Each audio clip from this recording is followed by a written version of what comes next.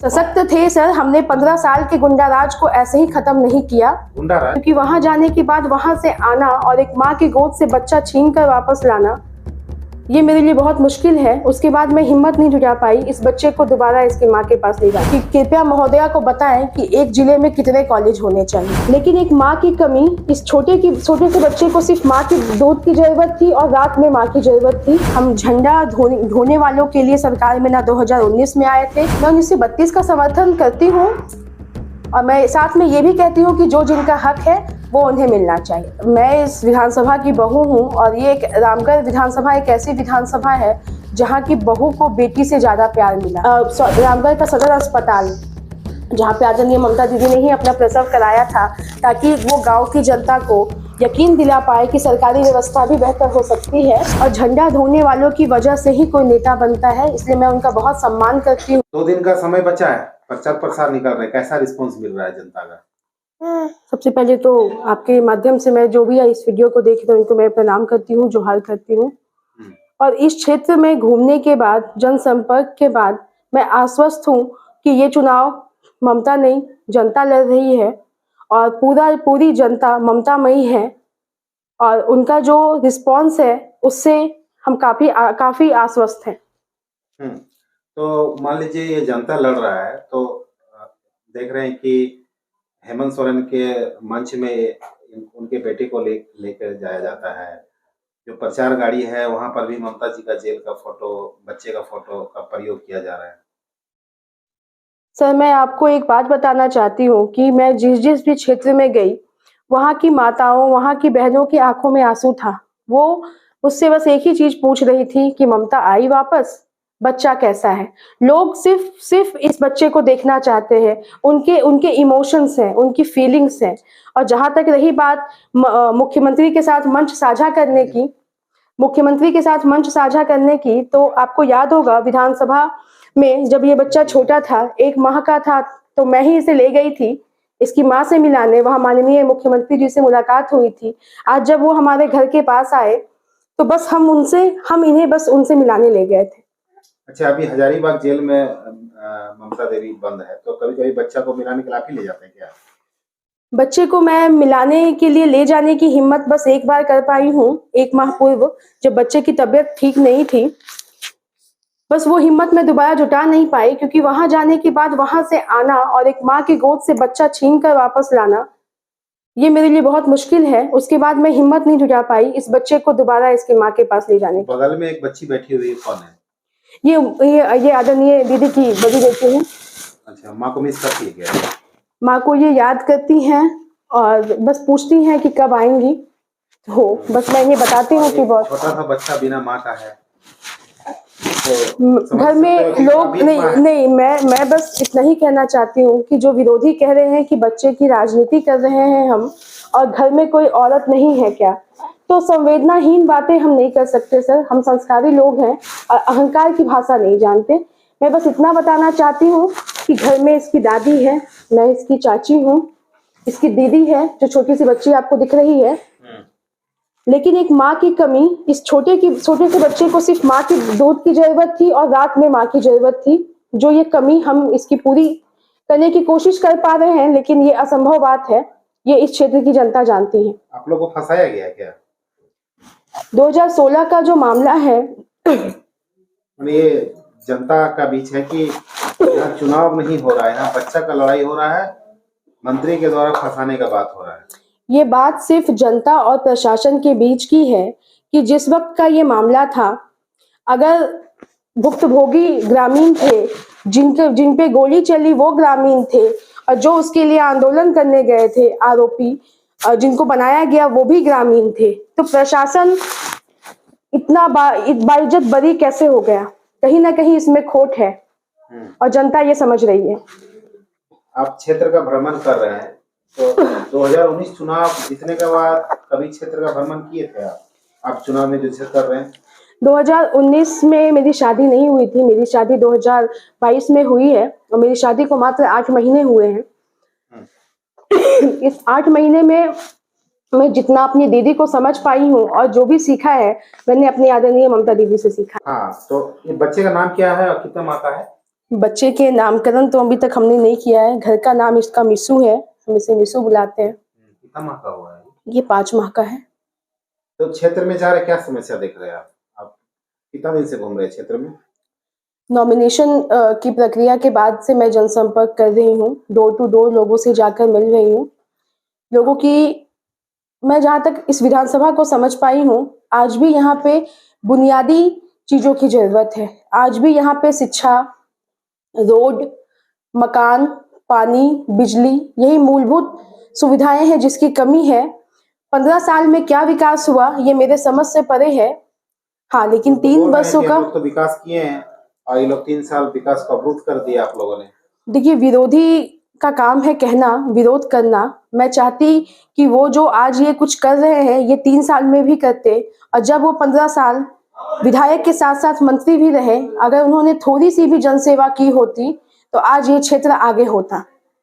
कहाँ देख रहे हैं क्षेत्र को, रामगढ़ विधानसभा को, पूरे झारखंड इक्यासी विधानसभा में? रामगढ़ विधानसभा 2019 में जिस प्रकार उन्होंने इतिहास लिखा था, 2023 में हमें फिर से एक बार सेवा का मौका दे रही है और रामगढ़ विधानसभा को मैं किसी कृषि प्रधान भी मानती हूँ, शिक्षा के भी इसमें काफ़ी अवसर हैं और पर्यटन के मामले में भी इसमें काफ़ी संभावनाएं हैं, जिसे हम आदरणीय ममता दीदी के अनुसार हमारे बड़े भैया इस क्षेत्र का विकास करेंगे। क्षेत्र में जब आप जा रहे हैं तो जनता कुछ दुख अपना सुना रहे हैं, कुछ सुना है आपको अभी तक? ऐसा कुछ प्रमुख बात बताइए। जनता ने सबसे पहले कंसर्न अपना आदरणीय ममता दीदी के प्रति दिखाया है, उनके बच्चे के प्रति दिखाया है और कहा है कि ये हम जो मांगेंगे, लेकिन हम मांगेंगे 27 के बाद। और वो अगर कुछ समस्या बता भी रहे हैं तो वो सिर्फ बेसिक समस्याएं हैं, जैसे वृद्धा पेंशन, विधवा पेंशन, जो 90% हो चुका है, जो 10% बचा है। मैंने उनसे वादा किया है कि इस चुनाव के बाद वो भी उनका जो 10% बचा है वो भी हो जाएगा। मैडम, यहाँ के लोगों का कहना है कि ब्लॉक स्तर में हम लोग जाते हैं तो बिना पैसा का काम नहीं होता, दौड़ाया जाता है। मैं आपको बहुत दूर नहीं, मैं अपने अगोला प्रखंड की बात करती हूँ। जब मेरी नई-नई शादी हुई तो मुझे लोग बताया कि यहाँ पे पार्क है। तो मैंने कहा पार्क? जब मैंने देखा कि गोला ब्लॉक जो है वो एक पार्क जैसा है, पार्क से भी बहुत अच्छा, तो मुझे ये यकीन नहीं हुआ क्योंकि मैंने कभी भी बहुत जगह मैं घूमी हूँ, लेकिन मैंने कभी भी ऐसा ब्लॉक नहीं देखा था अपने झारखंड में कि जहाँ पे ऐसी सुविधाएं होती हैं। तो माननीय ममता दीदी का ये एक सोच थी कि जो ब्लॉक में लोग घंटों इंतजार करते हैं अपने बच्चों को लेकर के कि कोई एक फॉर्म भर दे या क्या प्रक्रिया है पूछने में, समझने में, तो वो उन्होंने उसके लिए वो वेटिंग पीरियड जो है वो बहुत डिफिकल्ट ना हो, वो बहुत टफ ना हो, इसके लिए आदरणीय ममता दीदी ने ये प्रयास किया। ठीक है मैडम। जहां तक रही बात कर्मचारियों की, अधिकारियों की, मैं समझती हूँ कि प्रशासन की जो व्यवस्था है वो बहुत सालों से चली आ रही है, लेकिन अगर एक विधायक सशक्त होगा, एक नेता सशक्त होगा, तो फिर अधिकारी को भी उनकी भाषा समझनी पड़ेगी। पैसा तो मांगा जा रहा है, दौड़ाया जा रहा है। मैंने कहा कि आपका विधायक, आपका नेता सशक्त होगा तो ये चीज नहीं होगा। सशक्त था क्या? सशक्त थे सर, हमने 15 साल के गुंडाराज को ऐसे ही खत्म नहीं किया। गुंडाराज? जी। क्या रामगढ़ में गुंडाराज था? जी बिल्कुल गुंडाराज था। गुंडाराज था बताइए, थोड़ा डिफरेंशिएशन कीजिए तो।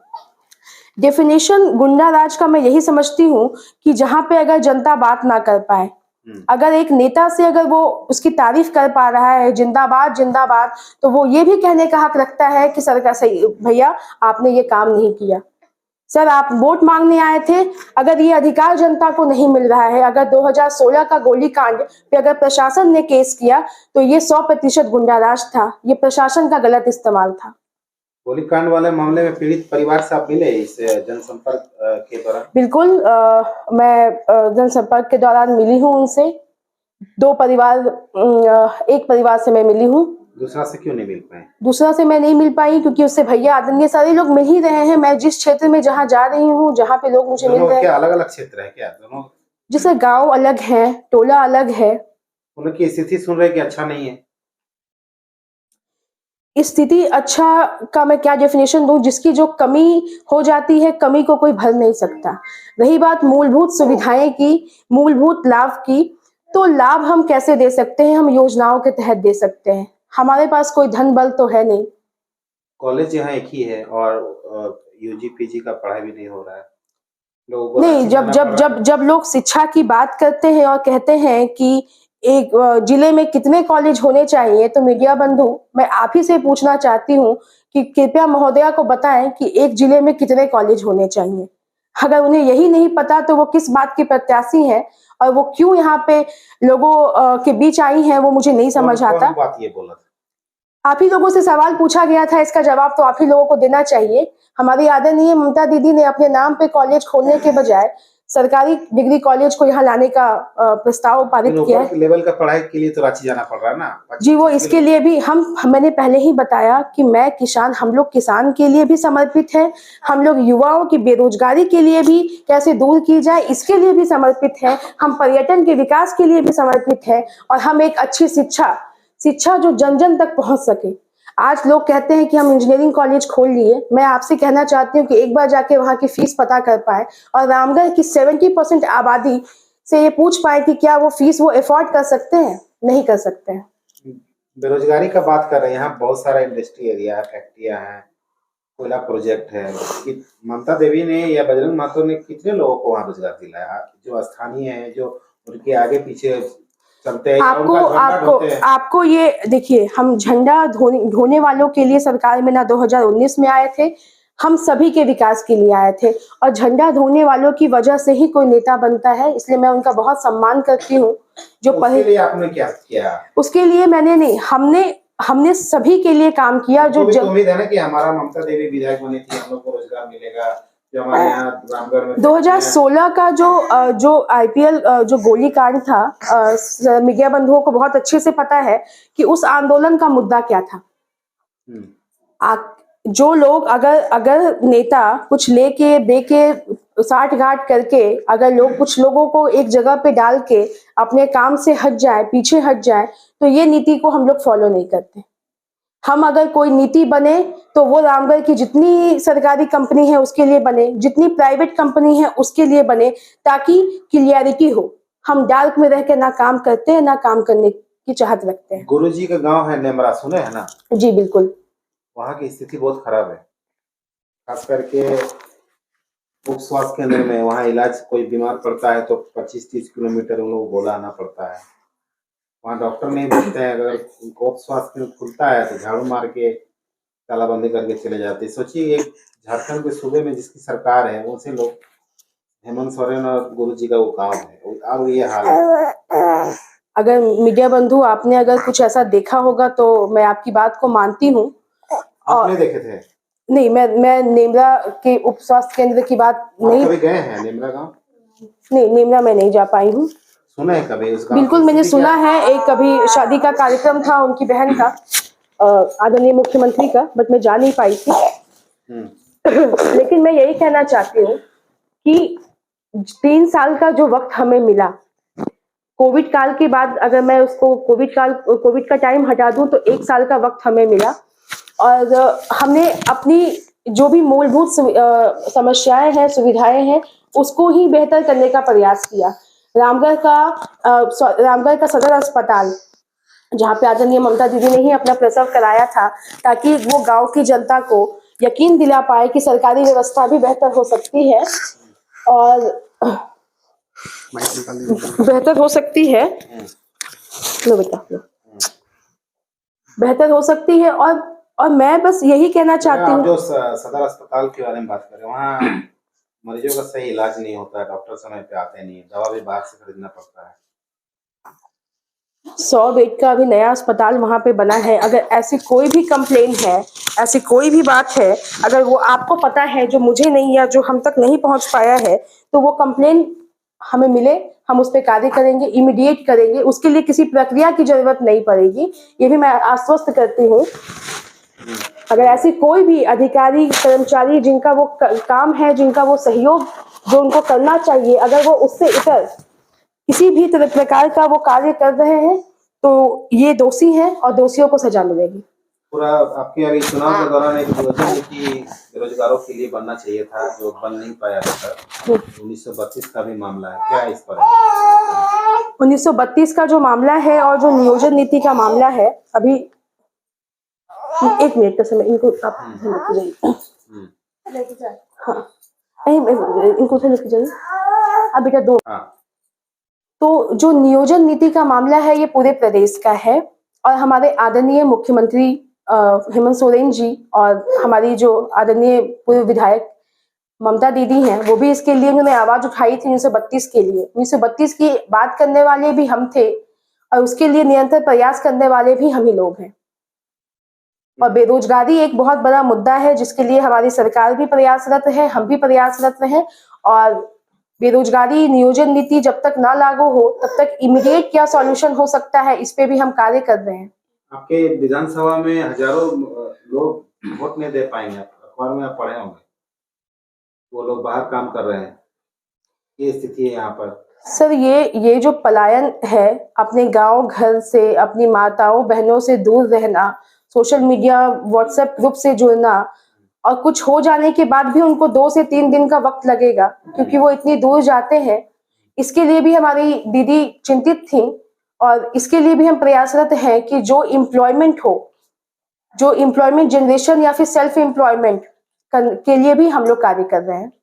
हम लोगों के पास अपनी योजना है।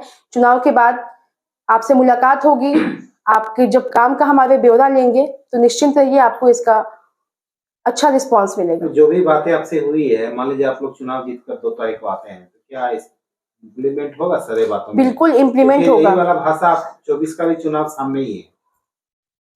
सर ये 15 महीने का मात्र वक्त मिला है और योजना, क्योंकि आप लोग सत्ता में हैं जी, आपकी सरकार है इसलिए पूछ रहा हूँ।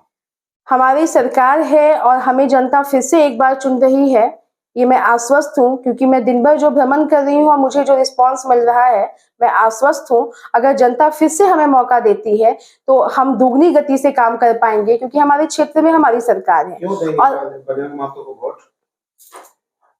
बड़े भैया को वोट इसलिए दे क्योंकि ममता दीदी के जो कार्य है, जो हमें 5 साल का मौका मिला था वो हमें 5 साल नहीं मिल पाया। और जो ये धन बल, जो ये षड्यंत्र, ये जो प्रशासन सत्ता का जो खेल है, जनता इसका जवाब देगी। और जो न्यायालय में हमें न्याय, सत्ता में तो आप लोग थे ना? जिस वक्त का ये मामला है सर उस वक्त हम सत्ता में नहीं थे। अच्छा। और अगर हमारी महोदया अपना क्षेत्र छोड़कर अगर सिर्फ इसके पीछे लग जाती कि कैसे धन कमाना है और कैसे सत्ता का खेल खेलना है तो शायद वो आज बाहर होती और ये नौबत नहीं आती। लेकिन वो एक सेवा करने के भाव से थी और सिर्फ सेवा करना ही उनका लक्ष्य था। यही एकमात्र कारण है कि हम धन तंत्र और बल तंत्र को हम नहीं समझ पाए। आपकी ये जो बुलंद आवाज है, क्या 27 चुनाव के बाद 2 तारीख रिजल्ट के बाद भी ये आवाज गूंजेगा? ये मैं इस विधानसभा की बहू हूँ और ये एक रामगढ़ विधानसभा एक ऐसी विधानसभा है जहाँ की बहू को बेटी से ज्यादा प्यार मिला, मान मिला, सम्मान मिला और मैं इसकी ऋणी हूँ। आदरणीय ममता दीदी इसकी ऋणी है और मुझसे जो बन पड़ेगा, जो सहयोग होगा, इस क्षेत्र से मेरा जो जुड़ाव है वो हमेशा बना रहेगा 27 के बाद भी। लास्ट समय है चुनाव का, कुछ ही घंटे बचे हैं, अब क्या अपील है यहाँ के जनता वासियों? मैं इस क्षेत्र की जनता से यही अपील करना चाहती हूँ कि आपने जो 2019 में जिस धनबल को हराया था, जिस गुंडा राज को खत्म किया था, आज फिर से वही मौका मिला है। वही पुनः अपील मैं आपसे यही करना चाहूंगी कि जिस प्रकार आपने अपनी एक सेविका को जिला पार्षद से विधायक चुना था और उनको अपनी सेवा का मौका दिया था, आज वो जेल में है, आज वो बाहर नहीं है, आज उनके पति उन्हीं के कार्यों को आगे बढ़ाने के लिए अग्रसर हैं। आप फिर से अपना प्यार और आशीर्वाद हमें दें। 1932 में क्या स्टैंड है आपका? आवाज उठाइएगा आप लोग। सर 1932 सरकार जैसा चाहेगा आप लोग वैसा कीजिएगा, या आपके पार्टी जो चाहेगा वो कीजिएगा। देखिए एक पार्टी सर लोकतंत्र पे सभी को अपनी बात कहने का हक है। अगर एक पार्टी में अगर कितने भी लोग हैं, अगर सभी का कुछ स्टैंड है तो पार्टी परिवार होती है, आपस में बात करने का सभी को हक है। हमारी पार्टी में भी कुछ लोग 1932 के समर्थक हैं, कुछ नहीं है। तो जो नियोजन नीति सभी के सहमति से बनेगी और जो झारखंड के लिए होगा, जो झारखंडियों के लिए होगा वो उनको मिलेगा। जो जिनका हक है वो उनको मिलना चाहिए। 1932 लागू होना चाहिए सर मैं इसके लिए आप पता नहीं मैं इस प्रदेश की राजनीति की बात कर सकती हूँ, यहाँ पे नहीं कर सकती हूँ, लेकिन हमारी आदरणीय ममता दीदी ने इसका समर्थन किया था। आप और समर्थन में है कि नहीं? मैं बस यही कहती हूँ कि जो जिनका हक है उन्हें मिलना चाहिए। मैं प्रदेश की राजनीति की बात करने के लिए अभी बहुत छोटी हूँ। क्या 1932 राजनीति है? मैंने पहले ही कहा कि कोई भी ऐसा स्टैंड, मैं सिर्फ अपने विधानसभा क्षेत्र की बात करना चाहूंगी। आदरणीय ममता दीदी विधानसभा में तो भी खतियानदारी है ना, 1932 वाले भी तो हैं। मैं 1932 का समर्थन करती हूँ और मैं साथ में ये भी कहती हूँ कि जो जिनका हक है वो उन्हें मिलना चाहिए।